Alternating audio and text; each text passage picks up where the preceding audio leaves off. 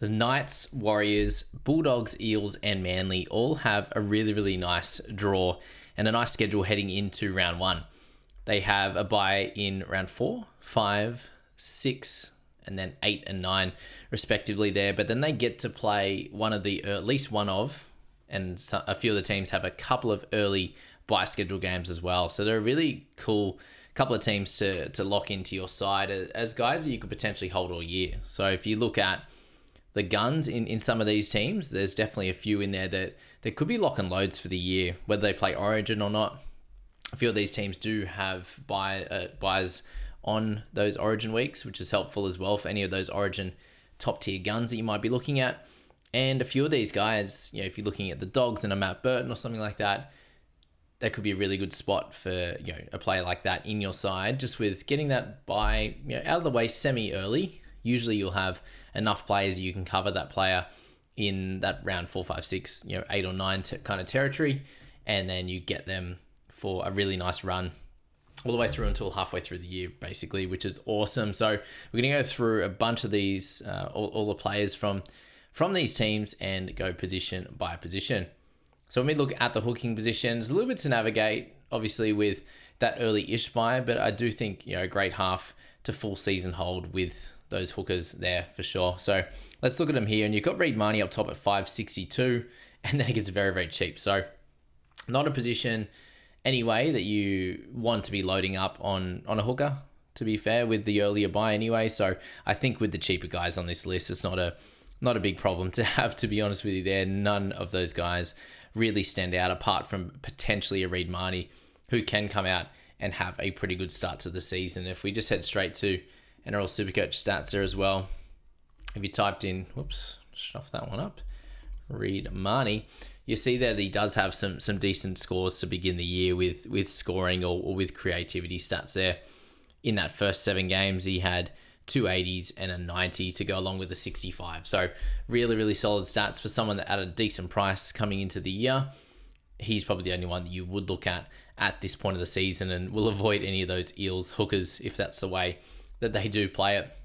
Moving along to the front row forward position, you do have a bunch of really nice Warriors to kick off the top of the list here on the front row forward, and also the second row forwards as well, with Barnett, Fisher Harris, and Jackson Ford. And I do think that Barnett and Fisher Harris are two guys that you can have a look at. If you're a Warriors fan, I think you'll probably be starting with one of them. And Fish provides a little bit of interesting value if he were to earn more minutes moving from the Panthers. And does he move into a little bit more of an AFB role, or does he stick closer to that 50 minutes, the 45 minutes that he does play at the Panthers? Maxi King, he's going to plod along, do his thing, similar to that with Josh Curran. And you do see Leo Thompson, who has just signed with Bulldogs following on from next year. He's under 500k and could have a little bit of improvement in him as well. Moving down the list, Manly forwards, there's not a lot of excitement around those guys.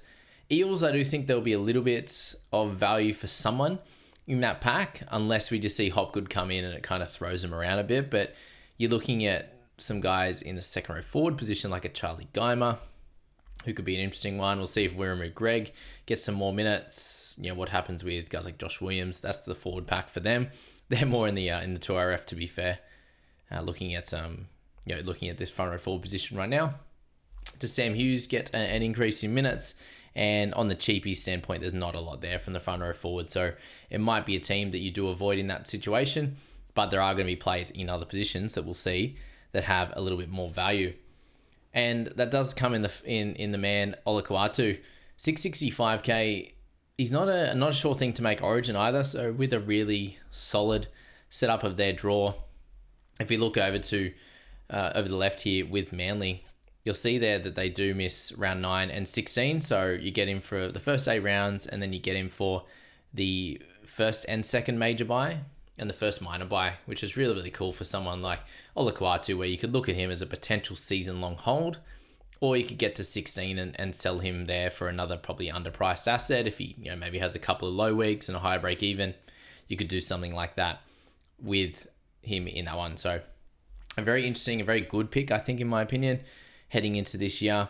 Not someone that's directly on my radar, I think, at that price point, but we'll have to see how things play out. I was just having a little bit of a muck around with a team which I hadn't touched yet, but I've done all the way down to centre wing in terms of my analysis for guys that I have on my target list. And once I complete the centre wing and the fullback position, I think I'll be able to put together somewhat of a team with some placeholders for cheapies, and I'll reveal that to you guys just as a bit of a see how it looks with the extra player, the 26 player, and the extra cash that they have given us. How does that set up with the team, and how many sort of cheapies and the like that you do need? But Olakau'atu, as I mentioned, you got Hopgood returning. Does he come straight back into good form? You've got Dylan Lucas and Preston, two guys I'm really interested in, depending if they looks like they're going to get the 80 minutes for Preston and then look like he's going to start for Dylan Lucas. And if that's the case on both of those guys, unlikely to make Origin. I think they're two guys that you might want to look at as potential, for your side. When you're looking at the Bulldogs there, it is round 6 and 13, so he does get that first major bye. And round 6 should be fine to navigate. But yeah, it could be one of those guys that you do start with from the beginning. You buy in round 7, or you do buy after their final buy in round 16 to buy in 17 for him with the doggies there. And then looking at the Knights that we've got with Dylan Lucas there, it's 4 and that's 18. So he's an awesome one to have from the start or from 5 to 17 there, which is cool. And then looking down at a few of the other guys, we got Tohu Harris. He's fairly cheap, but I don't think the minutes are going to be there. We do have to see what happens with Frizzell and Kaipis Paul when we're making decisions on Dylan Lucas.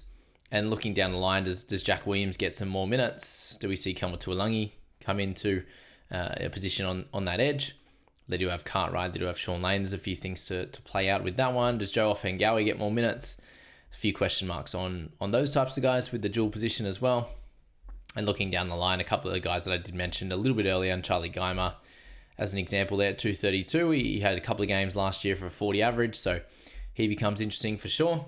And then, is there any cheapies that come through? No one's really standing out at this point for us when we're looking at these cheap guys, but it may come up over the next couple of months. For the halfback position, given it is a two-player position as well, it's something you do need to note. If we looked at the guys with the early buy in Storm, so you're looking at Munsters and these types of guys, Jerome Hughes, can you get through them in that week? And that's the same question here. And then it gets a bit easier, especially for the non-Origin guys that you may want to select. And looking at the halfback position, it's not super exciting. You've got Dylan Brown, who I'd probably look to more to select in the 5/8 position, but either way would be okay. He's a bit cheaper than last year. Moses, if he loses the goal kicking, it reduces the appeal a bit, but he's at a little bit of a discount to what we know he can achieve at a 628. And then you do get a little bit cheaper. You got guys like Toby Sexton that could have a decent crack. You got Tanner Boyd if he gets the 7 roll, but I'm unsure if he will.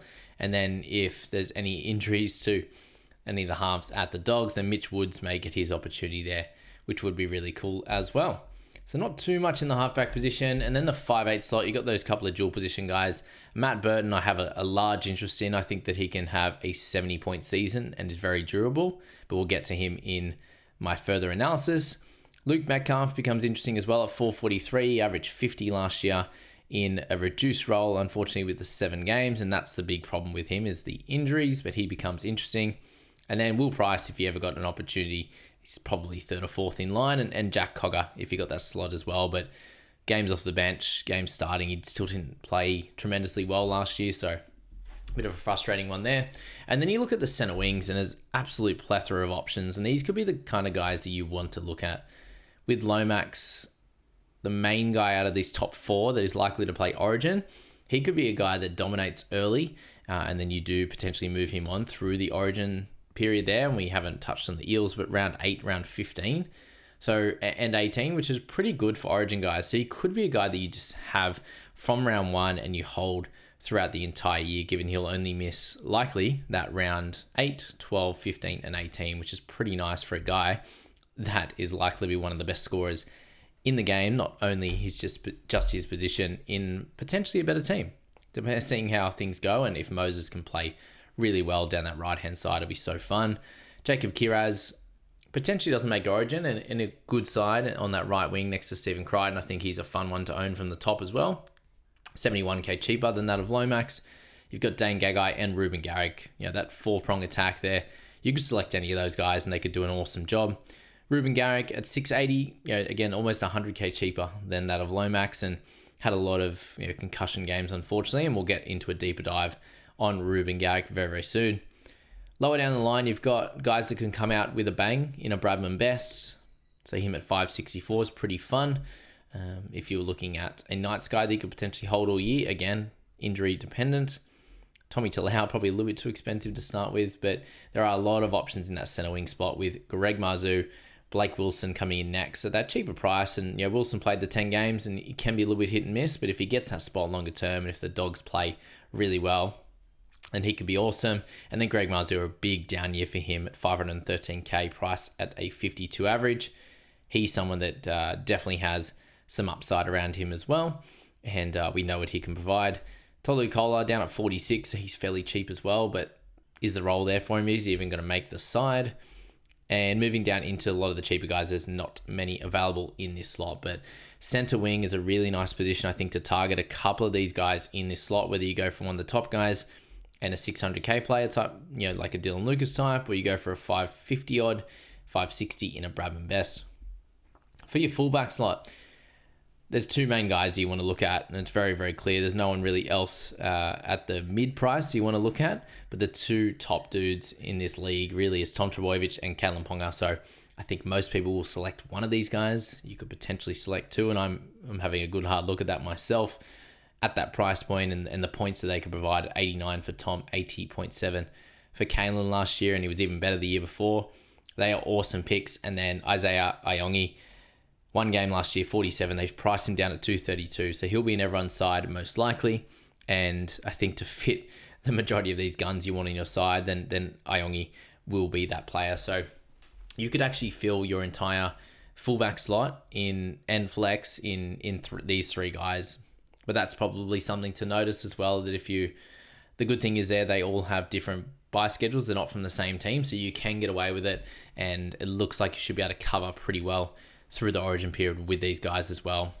Ponga and Tommy likely to make Origin, so you could be playing a little bit of fullback roulette through that time, and that's completely fine as well. That's how the game goes sometimes, that's for sure. But at $11.8 million salary, as I said, I'll put together a little team there just to see how it all plays out. I had a little bit of a muck around, left I think 6 spots available, 4, 5, 6, somewhere there. I think I got 2. But you definitely run out of money for the guys that you want. I was noticing that, and we don't have enough cheapies as yet, which we always end up with plenty. We'll see how that ends up with lots of young guns coming through and injuries and all the like heading into the new season. But we do have a couple of months until round 1. I'm so excited to see how things roll out, but that is that video for there, and we'll get the final lot of group of teams, which is going to be the Roosters, Panthers, Broncos, and Tigers. So plenty of available and important guys there. They have the late buy, which is fun, 2 close together around the Origin time, which shows that you've got a few guys in there you can hold from the top, not have any buys until that point, and then trade from there. We'll get through that one, and then we'll get a little bit of a team out as well, which will be good fun for Supercoach. Hope you're all enjoying the Big Bash season so far. That has not been a fun one this round especially, and NBL, so plenty of Supercoach going around, and then plenty of fantasy videos as well. And all the private group information is in the description for the in the fantasy videos there, which is super easy. Thanks, guys. We'll see you in the next one.